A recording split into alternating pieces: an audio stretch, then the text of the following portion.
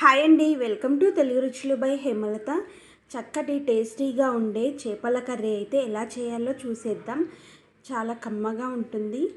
ముందైతే ఒక గిన్నెలో 1 టేబుల్ స్పూన్ వరకు ఆయిల్ వేసుకొని ఇందులో లావుగా కట్ చేసుకున్న ఉల్లిపాయ ముక్కలు, అదేవిధంగా ఇందులో ఒక 2 టమాటాలు కట్ చేసుకొని ఇలా లైట్గా వేయించుకోవాలి. కొంచెం పచ్చివాసన పోయి కొద్దిగా ఉడికితే సరిపోతుంది. అవి తీసుకొని మిక్సీ పట్టేసుకొని పక్కన పెట్టుకోవాలి. ఇప్పుడు అదే గిన్నెలో ఆయిల్ కొద్దిగా ఎక్కువగా పడుతుంది. ఒక 3 టేబుల్ స్పూన్స్ వరకు ఆయిల్ వేసుకొని కొద్దిగా జీలకర్ర, అది వేగిన తర్వాత మనం ముందుగా పేస్ట్ చేసుకొని పెట్టుకున్న ఉల్లిపాయ టమాటా పేస్ట్ ఉంది కదా, అది వేసుకోవాలి. అది కొంచెం పచ్చివాసన పోయేంత వరకు వేయించుకోవాలి.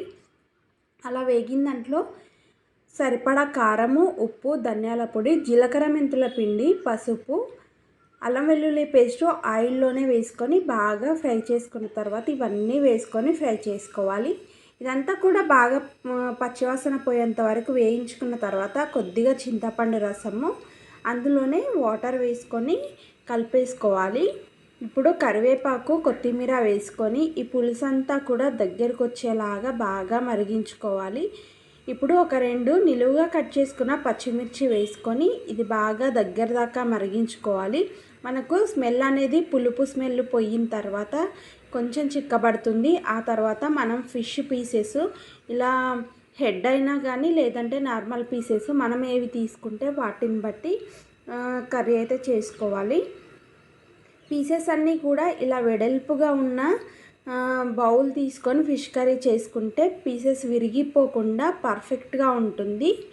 కర్రీ అంతా అయిపోయేంత వరకు ఒక 5 నిమిషాలు ఇలా స్టవ్ పైన ఉంచుకొని కొద్దిగా కొత్తిమీర వేసుకొని మూత పెట్టేసుకొని స్మెల్ అంతా పోకుండా ఇలా ఉడికించుకొని మళ్ళీ గరిటె పెట్టొద్దు. స్టార్టింగ్లో పెట్టితే పర్లేదు వేసినప్పుడు, కానీ 5 నిమిషాల తర్వాత పెట్టకూడదు. గిన్నెను అటు ఇటు ఇలా ఊపితే సరిపోతుంది. ఒక 1 అవర్ తర్వాత తింటే చాలా టేస్టీగా ఉంటుంది. ఇది వైట్ రైస్లోకి అయితే చెప్పడానికి ఉండదు. వీడియో నచ్చితే లైక్, షేర్, కామెంట్ చేయండి, సబ్స్క్రైబ్